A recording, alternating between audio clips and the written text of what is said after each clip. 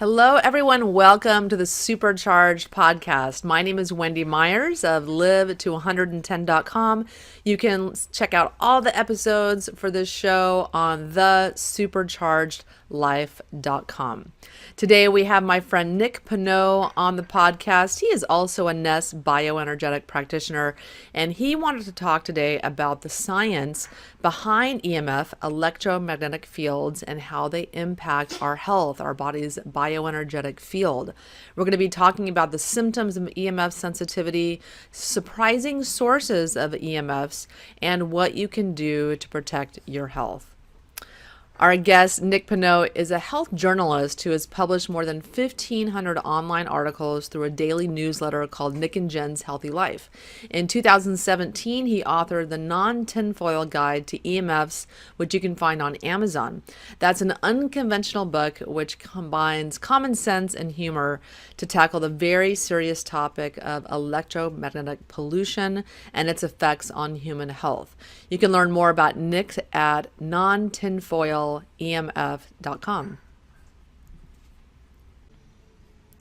Nick, thank you so much for joining us on the podcast. My pleasure, Wendy. I'm excited to talk about, a lot of scary stuff today. Let's face it. Yeah, so we're going to talk about EMF today, electromagnetic fields, or pollution, EMF pollution. So why don't you tell the listeners a little bit about yourself and your background?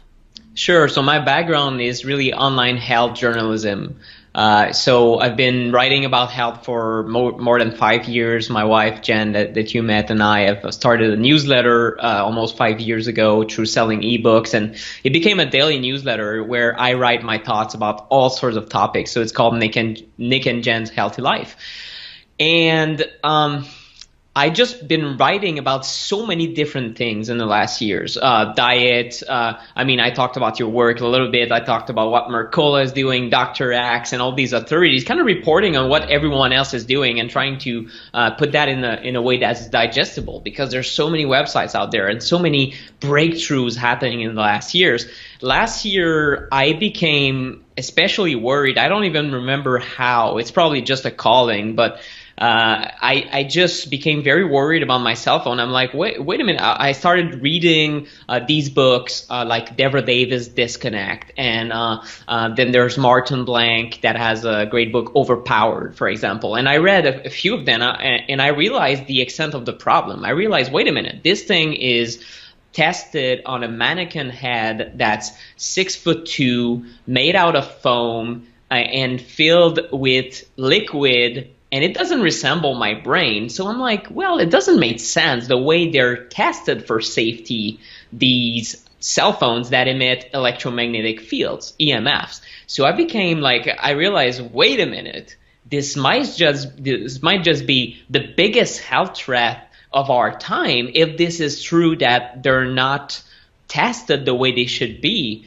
And then I just went on a journey reading everything. I think I Googled like EMFs and went on YouTube and kind of listened to everything in the first 100 pages of videos you can find about EMFs. And I heard a lot of crazy stuff, like people, EMFs are like the government trying to mind control us, and like really extreme stuff. Yeah. I'm like, okay, maybe there's something to it, but I can't verify as a journalist. But other people, especially Deborah Davis and the Environmental Health Trust, just report on the science on the topic, the overwhelming science, and all the countries around the world that are actually thinking this is serious and they take action. So France in 2015, for example, they banned Wi-Fi from nursery schools, and they had a bunch of different laws that were voted in 2015 in their parliament.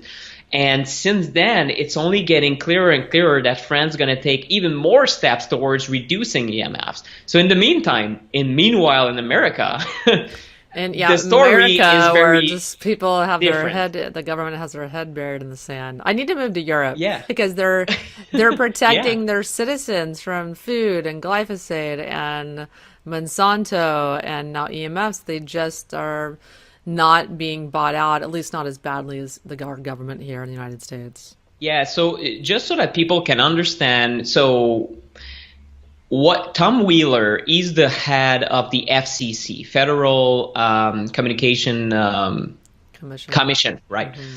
And he declared that we're not going to. So he declared that in a press conference a few months ago, when being told, "Are you going to kind of put a, a halt to 5G to study health effects?" And he said, "No, we're not going to study health effects. We're not going to wait for studies. We're going to roll 5G. We don't care." That's what he said in a press conference. He's like, "No, we're going to move forward What because." is 5G for anyone Sure, listening? sure, What is sure. 5G? So let me go back to the start. So we had since the first big phones that were the first cell phones where you had to Yeah. plug them in your car, you had like 1G, first generation of signals. And then you had 2G, and 3G was when you could start scrolling on the internet. So early days of Facebook, 2006, 2005, early days when YouTube came about. 3G was the new technology, it was incredible. And these are third generation antennas that were popping everywhere. And then in 2012, all the telecom companies were like, well, 3G could be faster. We need something faster because users like you and I were like, oh, we love HD video. We want super download, super speed. And and people were selling telephone plans are like, well, users eventually are going to have 20 and 80 and 100 gigs of download per month. So you guys need to figure out a way to have stronger signals, which means more EMFs. So that's 4G, fourth generation. Another name for it that's similar is LTE, long-term evolution. So you might see that on your cell phone, LTE or 4G. They pretty much mean the same. So this is what we have right now as of 2017. And now the industry, because 2012, I mean, let's face it, it's ages ago when it comes to technology because it evolves so fast, right?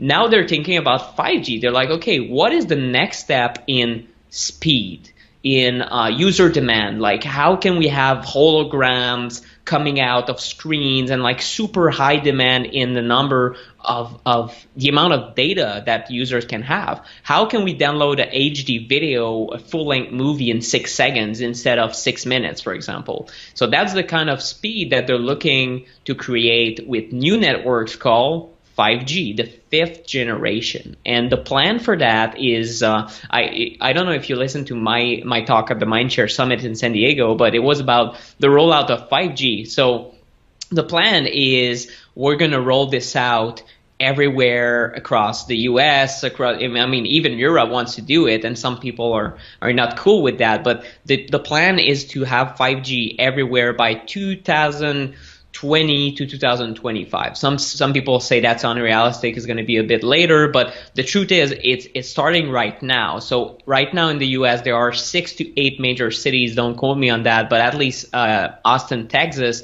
downtown has 5G antennas where they're performing tests, because when there's a new technology like 5G, you want to make sure it works properly in a city setting. And they space these cell phone towers, like, isn't it like 12 feet apart, or it's like a Yes. city?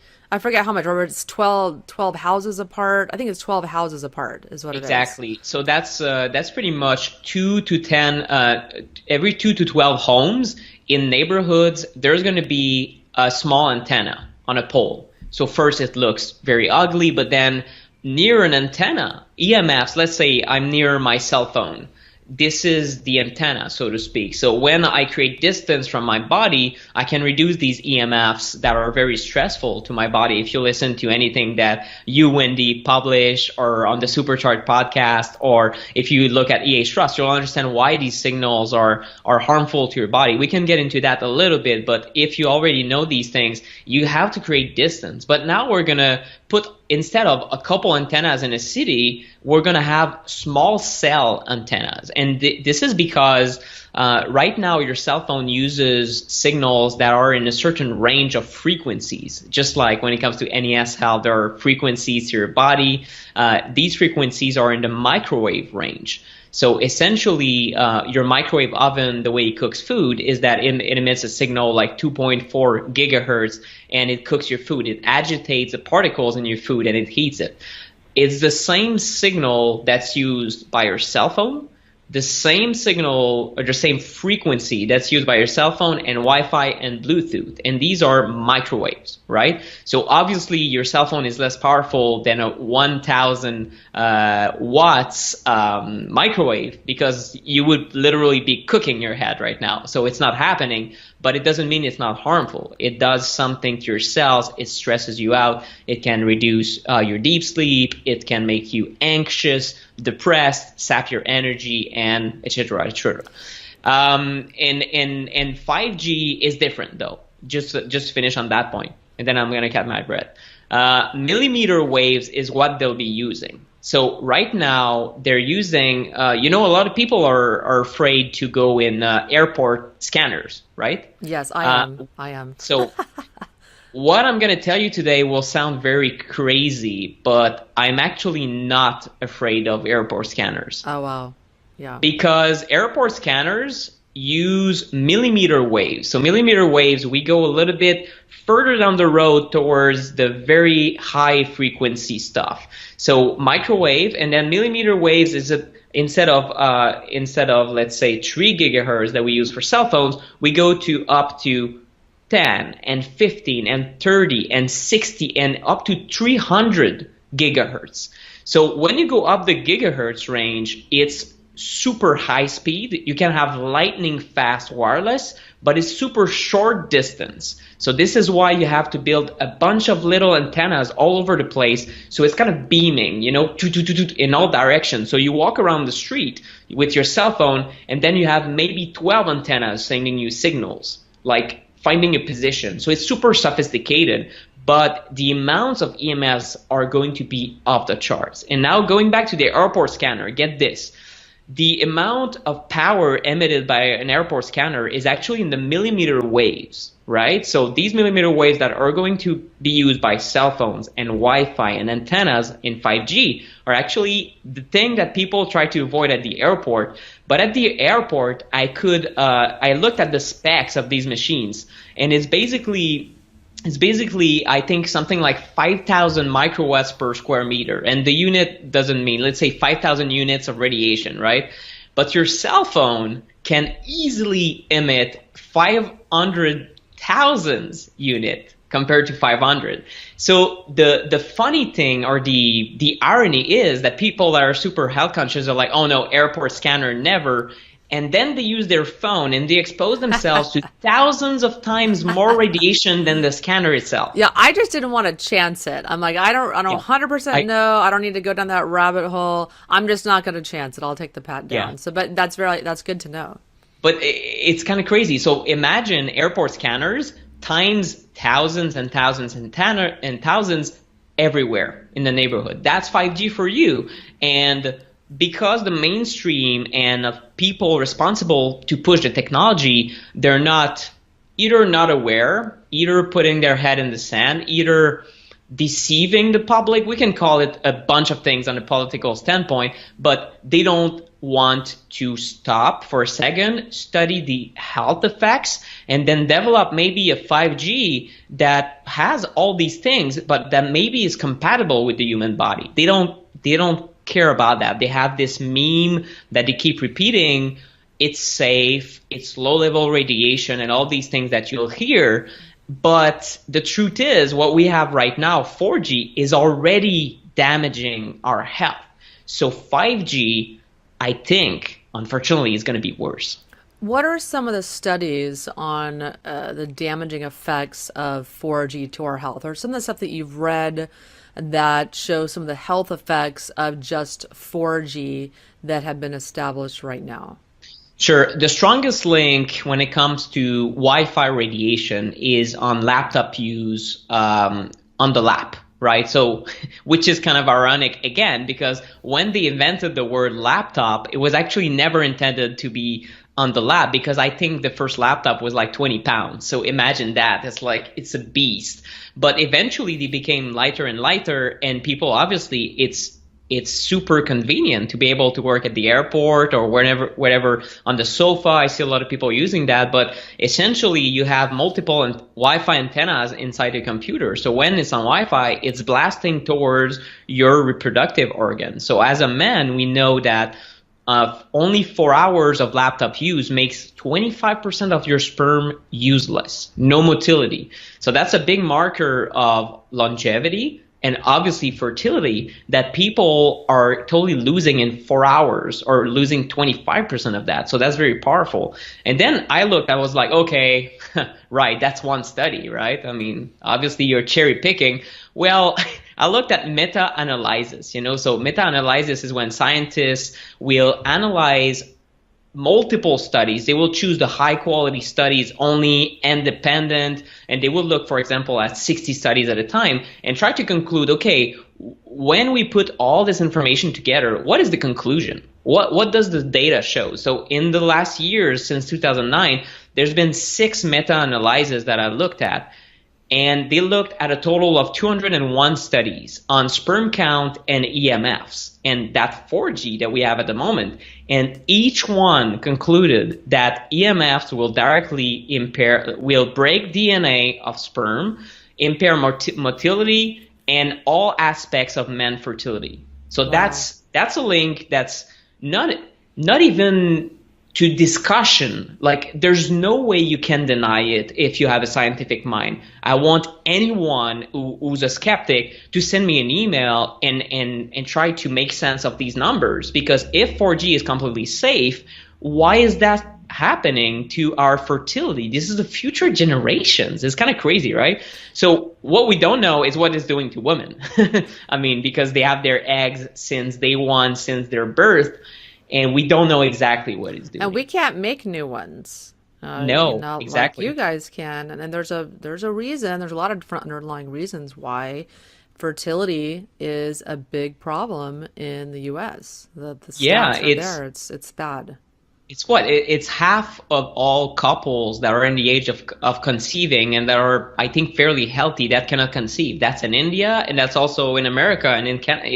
If it's not half, it's a third. But it's a tragedy that people cannot conceive, and then they rely on IVF and other technologies, and they pay $50K out of pocket or crazy things. The people will mortgage their homes to have children. You don't have to do that if you find the right causes that destroy your fertility. And among them, I'm not saying this is a sole cause of illness in human beings, it would be silly, but among them is EMF exposure directly to your organs. So if it's not laptop use, it could be just keeping a phone in your pocket 24/7 is a huge issue, or even keeping it by your bedside, because it's constantly emitting towards your body. Even if it's not, you don't see a notification every 6 seconds, maybe faster in some phones, it's connecting to the tower saying, hey, I'm here. And each time it's a little hit to your biology. Yes. Yeah. And so let's talk about the sources of EMF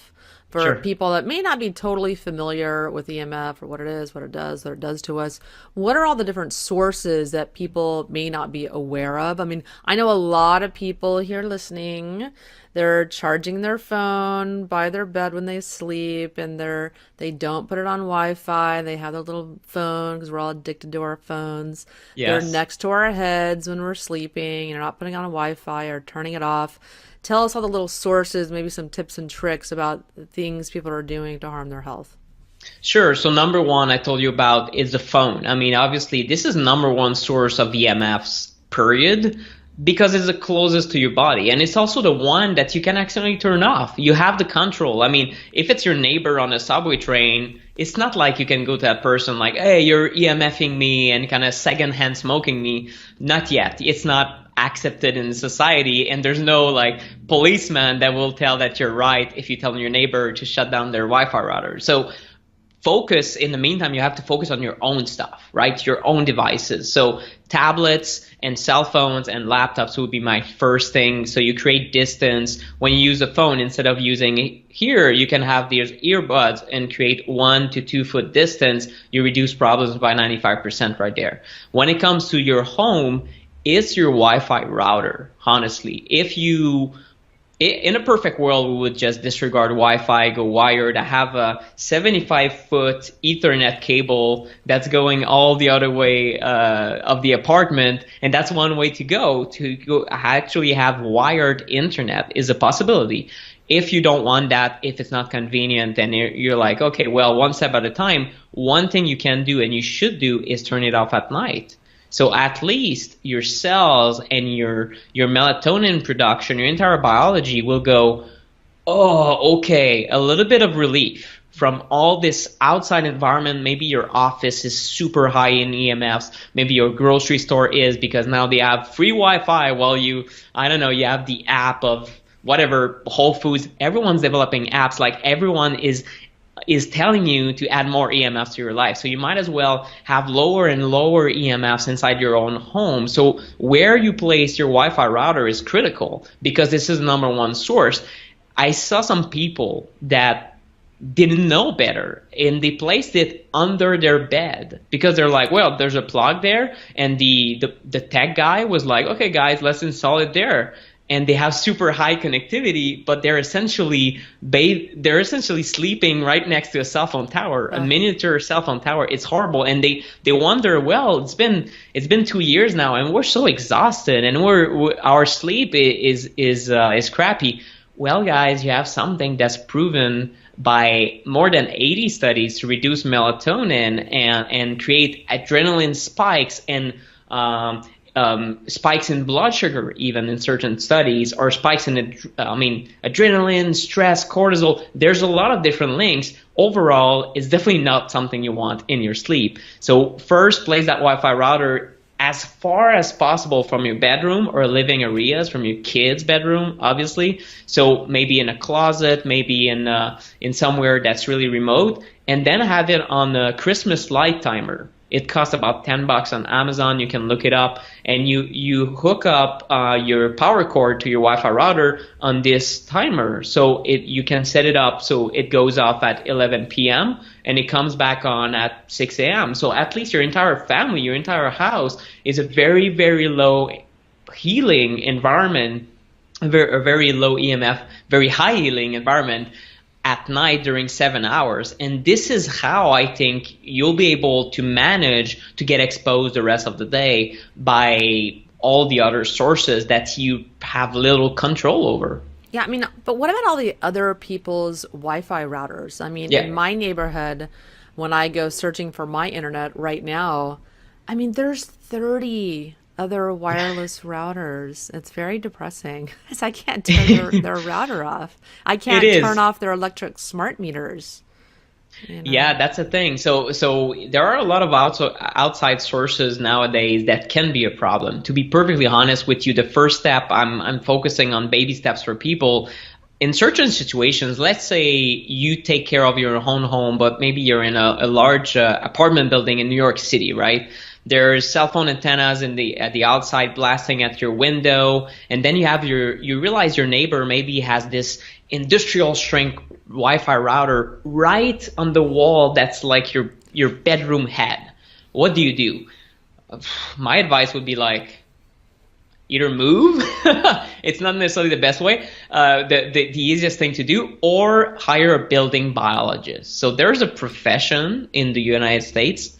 Thankfully, building biologists are there. There are almost in all states, almost all provinces in Canada, way more in Europe. They're always ahead, but you can call them up, have some sort of counseling with them, advice on how, for example, you can use certain paints that you can paint an entire wall with it, and it will reflect these signals very effectively. There are certain things you can put in your windows, and this all sounds kind of crazy to people that maybe are new to the topic, but if you feel sick in your environment and you just can't pinpoint exactly what's wrong with you, having this guy come over at your house, they're going to be able to tell, okay, are the levels very low, and maybe there's something else, maybe there's mold, maybe you have chemicals. I mean, there's all sorts of crazy toxic sources at home that could be responsible for your ill health, but maybe they're going to see on their meters, they have professional grade meters, wait a minute, this is coming from the outside, and if you shield it for maybe $150, oh my God, I feel good in my home again. How much would that be worth to you? That's the question. In reality, people that are ill are almost willing to do anything to get better. So it's a major source. You have at least to be not become paranoid about it, but you have to be aware that EMFs now, it's a new kind of sugar. It's a new kind of smoking, and it's a new kind of environmental stress that might be worse than junk food. And maybe all these sources, like depending on how sensitive you are, maybe is the worst thing for you right now. The thing that's actually taking away all that mental clarity that you used to have, all that energy and all that good sleep, that good deep sleep that you had. And suddenly you moved, like it happened for you, and you shared that on a podcast a lot. You moved to a new place and you're like, wait a minute, my sleep isn't what it used to be. I don't feel like myself anymore. And some women even report I'm having menopause symptoms at 41. And I'm like, wait a minute, this is not normal. Turns out they had the Wi-Fi router under the bed. They had their cell phones under the pillow. They had maybe like 30 different smart meters that are these utility meters that are essentially cell phone towers again, that will communicate with the utility your power usage. They can be very strong right outside their bedroom wall. So you have to be aware of that. And it's not like anyone's going to tell you to look for those things before moving in. So you have to be aware if you want to stay healthy these days. And I think, and it's not just my opinion, but the opinions of many independent scientists, dozens, thousands, that this is one of the main causes of chronic disease, or one of the main contributors to chronic disease in 2017. And cancers. Cancers Yes. are leukemia and other types of cancers. There's a lot of research that shows that EMF are an underlying cause because they change how our cells function. Yes. That they energetically, they impact our body and they change how our bodies function energetically. They impact our body's energetic field and how our bodies communicate and how our cells work. And that's why cells will more easily mutate when exposed to EMFs, and then can grow into a tumor and a cancer. Can you talk about that? Sure, that's correct. Well, there are a lot of studies showing strong links. A lot of people debate, oh, is it credible? Brain cancer, no brain cancer? They like arguing in the media. Honestly, for me, cancer is like it's the last thing that happens. First you have fatigue, first you have insomnia, and down the road there's cancer. But it's true that research, for example, shows that there's a huge increase when you talk on your cell phone in a few different cancers. So there's frontal lobe, there's parotid gland, your salivary glands, there are inner ear cancer, acoustic neuromas. So there are a lot of different cancers that are linked with. And these are ipsilateral cancers, right? So same side where you use a cell phone, people get a tumor. So the link is even stronger because of that, because it's not like you get a tumor on the left and you used to speak on the right. Well, okay, obviously it's probably not your cell phone, but if it's always in the data showing these cases, it's very strong. So Hardell, he's a Swedish researcher. He says from all his research, and he's one of the most published authors on the topic, he says every year that you use a cell phone, you increase your risk of brain cancer by 8%. That's how he puts it. And one study that's gonna move a lot of ink in the U.S. and it's gonna make the headlines, hopefully, if it's not repressed or anything like that. The NTP study, right, National Toxicology Program. This is a branch of the U.S. government that was mandated. I think it's part of the FDA, but don't quote me on that. But the idea is that the U.S. government paid $25 million to have this study done on the effects of cell phones and cell phone EMFs on rats, because when you study cancer, this is actually the golden standard. Like, people don't come back to us in the comments and say, oh, well, it's rat studies, not human studies. Well, okay, if you want a human study on cancer, you want someone to give you cancer and then they confirm that, I mean, it doesn't make sense. So that's why we study animals, right? This is the golden standard of research. What they found is that 30 minutes of cell phone a day for 36 years in the human equivalent compared to rats will lead to increase in heart cancer, and this is a very rare cancer that they almost never see in animals, and brain cancer. And these results have been pre-published kind of early publication there because the researchers were so scared of the results, so concerned that they decided to release them in late 2016. Now the full report of this NTP study, that you can look it up on Google, you'll find a lot of things. The early, the final report is due now. They've been postponing it, and I think the industry is kind of freaking out, and even the government, they don't know what to do with it. It's like a hot potato. It's coming in, I think it might be April 2018 now. And it might be, honestly, it might take years. Who knows if they're going to kind of, oh, no, because it's so credible. It is the US government, right? The researchers were not biased. They were mandated to prove, without the shadow of a doubt, that cell phones are safe. It was their mission to confirm cell phone safety, okay? They found the exact opposite. And not only that, but people who argue that cell phones are safe, they're going to say, well, the only thing you should look at when it comes to health effects are the heating effects. So the whole idea, why people, skeptics and physicists and people in the IT, they all think that this is low-level radiation. So technically, the amount of radiation emitted by a cell phone cannot break your DNA because it's non-ionizing. Okay, so it's a bit technical, but ionizing radiation is like nuclear radiation and gamma rays and X-rays, for example. So we know that X-rays can damage your DNA. This is called ionization, and it will cause cancer if you're exposed to multiple X-rays. So that's the reason in a medical setting, right, an X-ray is serious business. It's like, well, we do it, but we do it with super care, right? But in the 50s, they used to X-ray children's feet in shoe stores just to find the right fit for their feet. That's before they found out, oh, wait a minute, what are we doing? With each exposure, you're it accumulates this DNA damage in your body,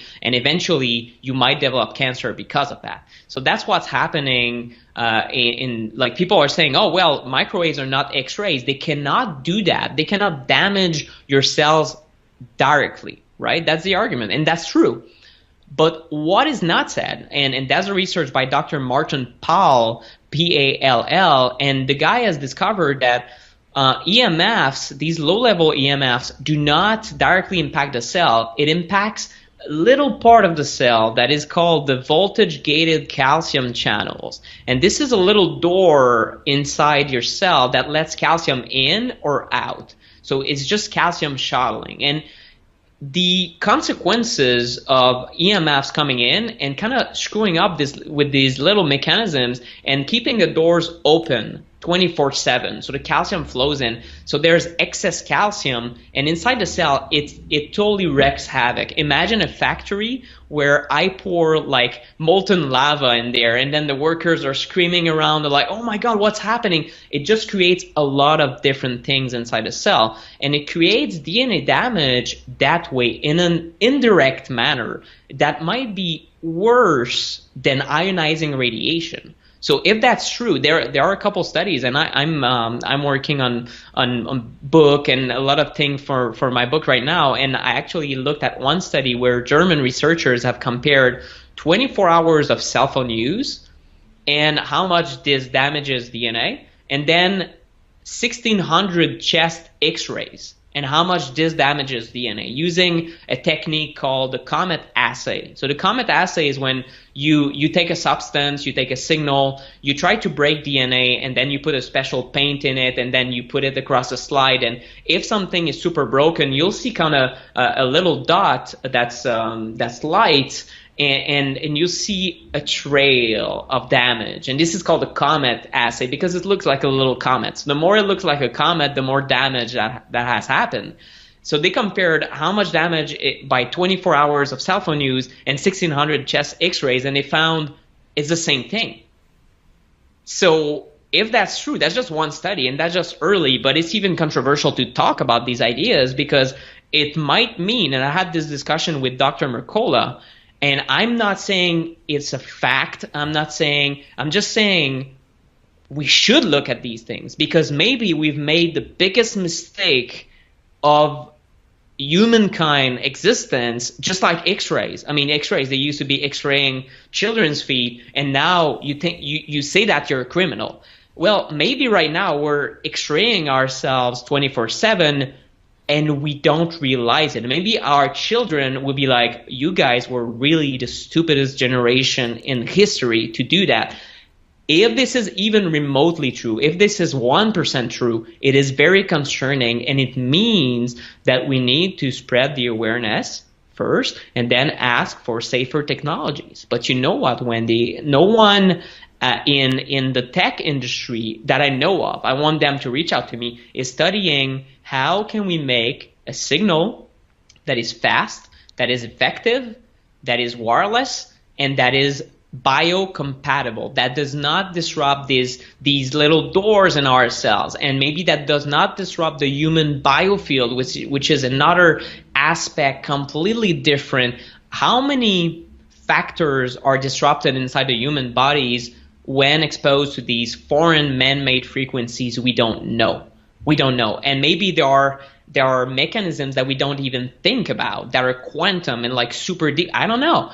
But we need to be, I think we act as a society right now, and it's not you, it's not me. We didn't develop Wi-Fi, but we're users.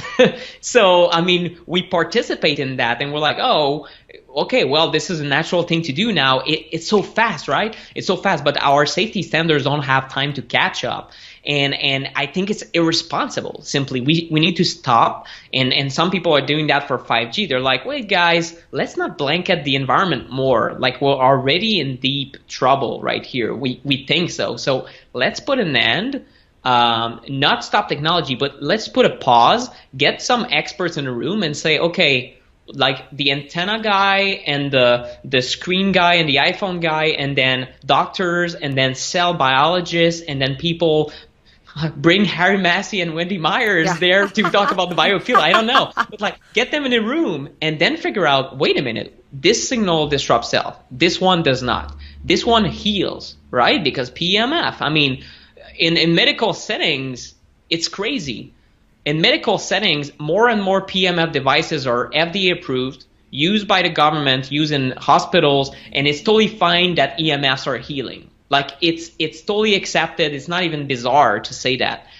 But if you say that EMFs can damage you, you're a quack, and it's impossible.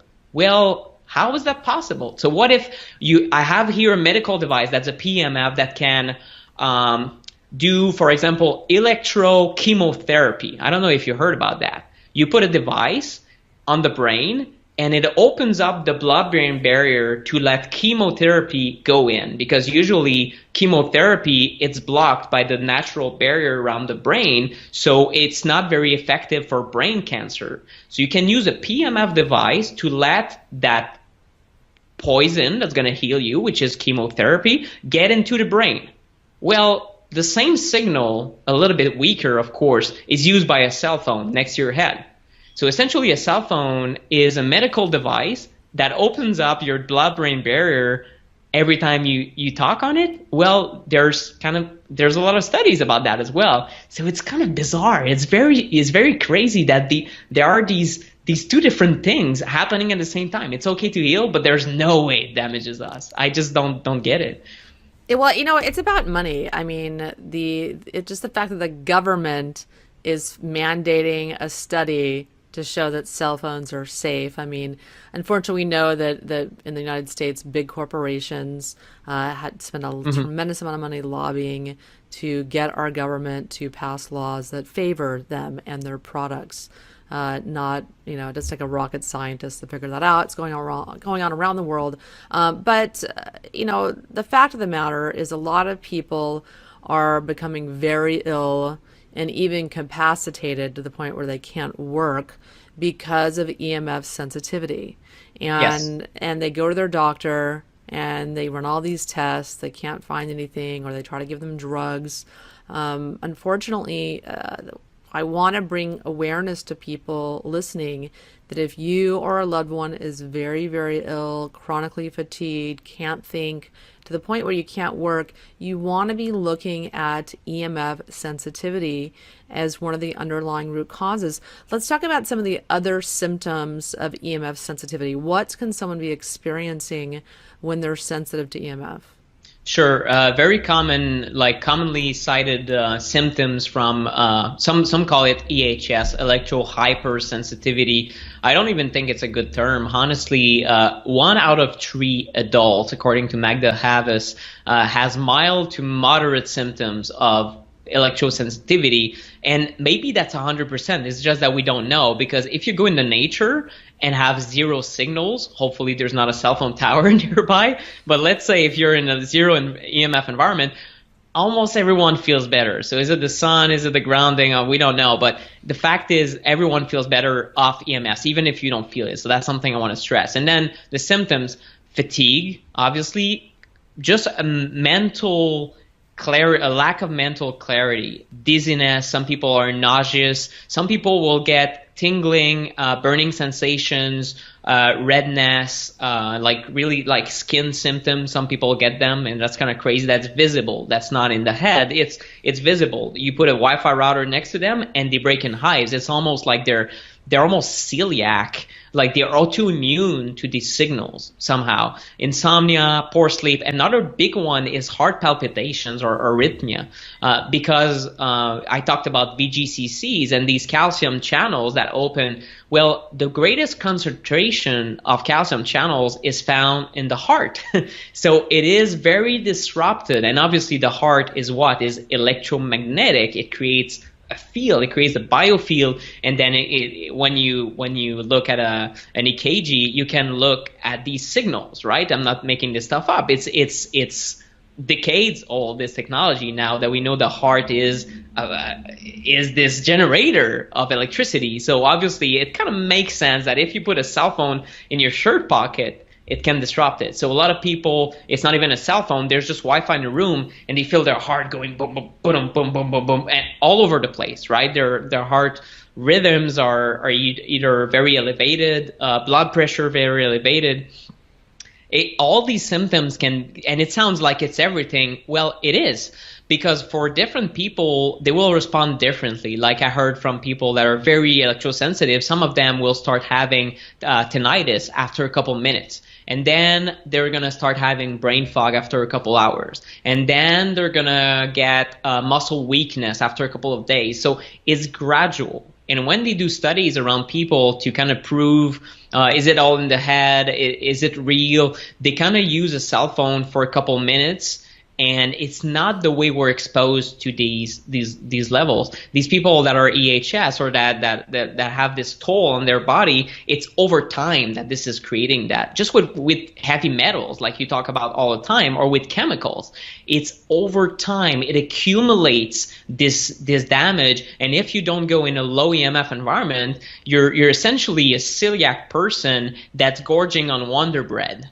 It's like you're essentially like you're trying not to gorge on it, but someone is, I don't know, throwing bread at you or flour, and you're like, oh, you're getting hit all the time. Your body never has rest, right? So all these symptoms can be part of that. And one way to verify that, I mean, and this is a challenge I recommend for anyone listening to this, is just to turn off your Wi-Fi router at home for a couple of nights straight.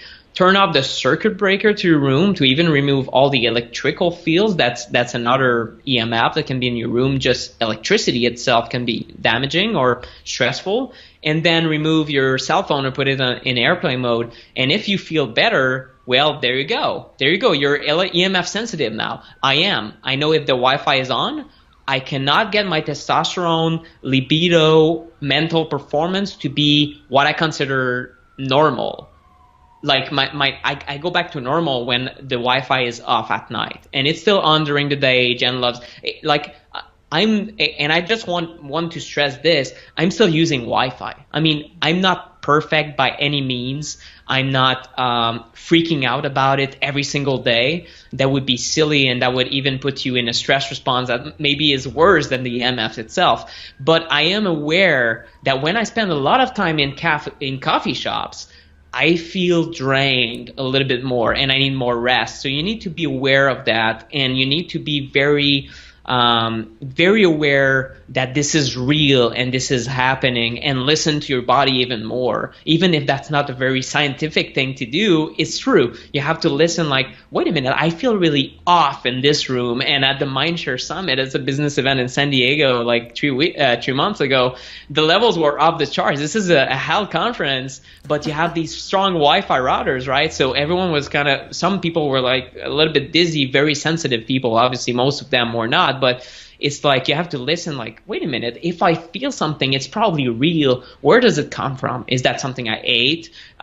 It can be something in the air. It can be just, I don't know, fresh carpet that's like emanating all these chemicals. But it can also be these EMFs that you cannot see, you cannot feel, you cannot smell. So it's hard. But one thing I recommend is getting a meter. If there are practitioners or health conscious people listening to that want to go a little bit deeper and invest a little bit in their health when it comes to EMFs, it's really having a meter, honestly, that helps you figure out, okay, am I kind of paranoid here, or are the levels of the charts? At least you can verify, What kind of meter do you recommend? It's called a Cornet ED88T, like Tom. Can you spell that? Can you spell that? Cornet, yes, CORN, like Nicholas, ET, like Tom. Cornet. So this one has 3 different functions, and it's under $200 on Amazon. This is the one I recommend. This is the one I use throughout my book, also to give examples of levels that I've read in my apartment at the time of the writing. So I tell you what's the difference between a cell phone and a Wi-Fi router, what's the difference between a Bluetooth signal or a breaker box, or all the sources of electricity you can think about. So to help people kind of put numbers on things, because it's kind of, okay, what's a high EMF environment? What's a low EMF environment? Like, you got to put numbers or have a kind of scientific approach to it. So you can actually test out your bedroom and see if your Wi-Fi router is too close to it, if you have a meter.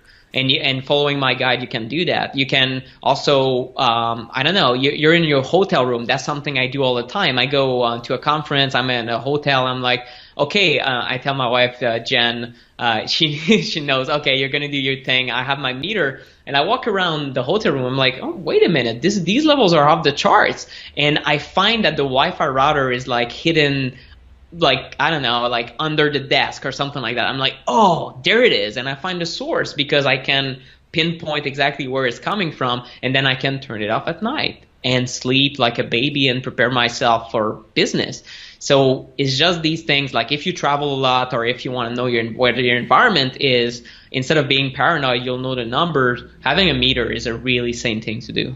And having a meter in your home and testing around your home, you can find sources that may surprise you. Like, you could find a Wi-Fi signal coming out of your television that you didn't even know was on, that you could turn off, that you weren't even using. There's Wi-Fi signals coming out of the newer refrigerators and other types of appliances around the home that you may not even be using, that might be feeding information or to an app, even your phone. So there's lots of different sources that you can ferret out by using one of these meters. Definitely, and this is something I didn't talk about, and maybe just I know we probably have to wrap this up eventually, but Internet of Things, I just don't want to talk because people are going to see that in the news, they're going to hear about it. Some call it IoT, Internet of Things. Internet of Things is just, it means that everything's going to be interconnected. So my Wi-Fi router obviously gives me internet in the home, but then I have my computer and I'm talking to Wendy on Skype, and maybe my mouse is wireless to my computer, but then there's also my toaster. So that way I'm on my computer and I'm like, hey, toaster, I don't know, preheat or whatever. You click that and I have my coffee maker, boom. So everything is interconnected. My thermostat, my lighting, everything is interconnected. So all these sources, some of them, you'd be surprised, can be as powerful as a Wi-Fi router. Even a wireless, for example, device like a gaming console, like the Xbox 360 I have. I play Lego games with Jen oftentimes. And can you believe that this thing emits almost as much as a cell phone or a Wi-Fi router? But then here's the twist. When I turn it off, I push a button. I'm like, okay, I've had enough gaming for one day. I turn it off, and it's still emitting 24/7. And I'm like, why is that? And then I unplug it and now it's fine. It's not emitting. So you need to unplug appliances when you're not using them. That's the truth. Unless you have a meter to verify that the little chip inside that sends a wireless signal is not smart. Somehow they've built it in a way, and that's very wasteful for like your energy consumption, by the way. So that's kind of crazy. It's emitting a signal that's essentially needless. The console is not in use. You think it's off, but it's not.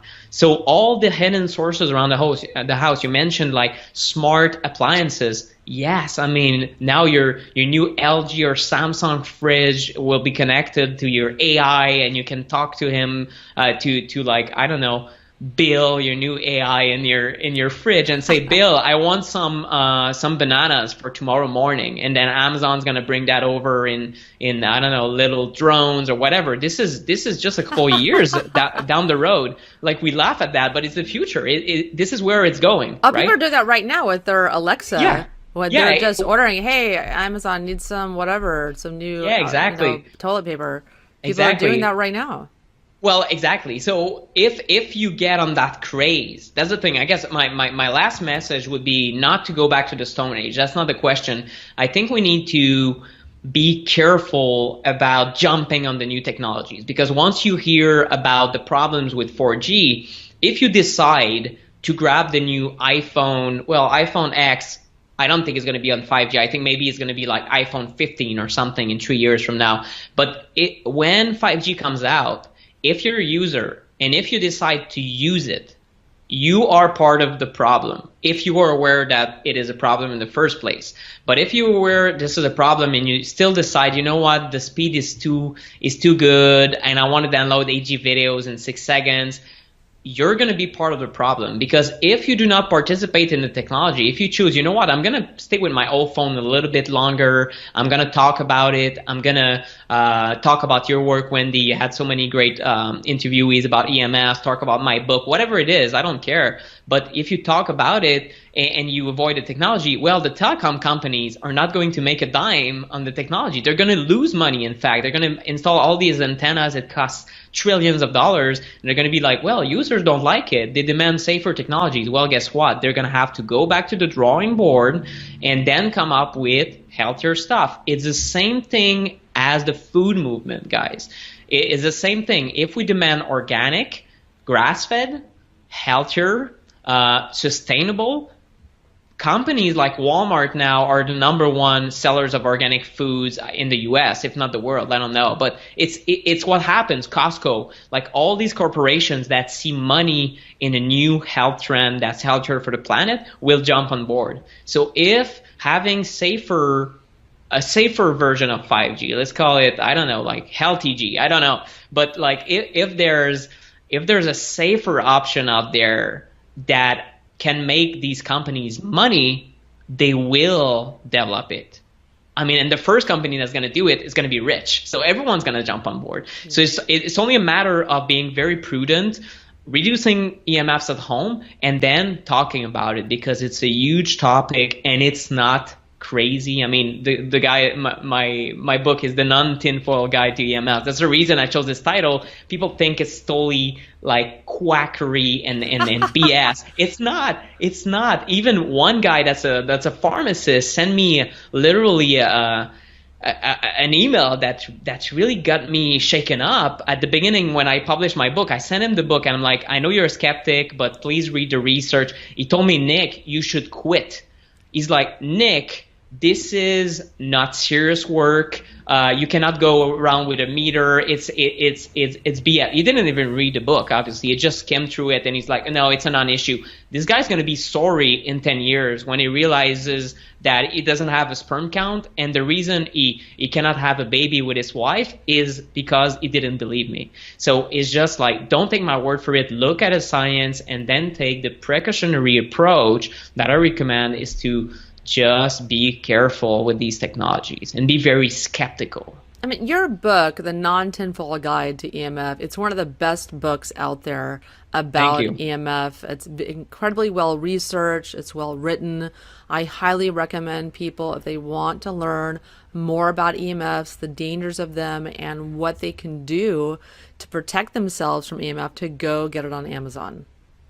Thank you very much. Thank you for the endorsement. And I know, I mean, the response has been incredible from people in the health field. I feel that even practitioners, even healers, people in the acupuncture or so many healers know that this is an issue, but they don't know how to talk about it. They don't know exactly what the problem is. And no one wants to feel like they sound crazy. That's the truth. At the beginning, I felt so my self-confidence was shattered at this point. Just publishing the book, I'm like, what am I doing? Am I kind of overstating the issue? Am I doing some fear mongering? Like, I don't want to talk about a topic and make it sound so big and so fearful, but in truth, it's not. This is not the case, people. The independent research is so strong, and people that are at the forefront of healing are seeing it in their patients. Dr. Klinghardt, Dr. Joe Mercola, who's spreading so much great information on the topic and is publishing a book next year on the topic. I'm actually looking forward to it because there's going to be way more stuff than I talked about. It's evolving. Everyone in the health space right now that is independent and that is staying sane on the topic is seeing that people are getting sick. It is true. People are getting sick, and we need to talk about it. We need to do something about it right now. Nick, thank you so much for coming on the show.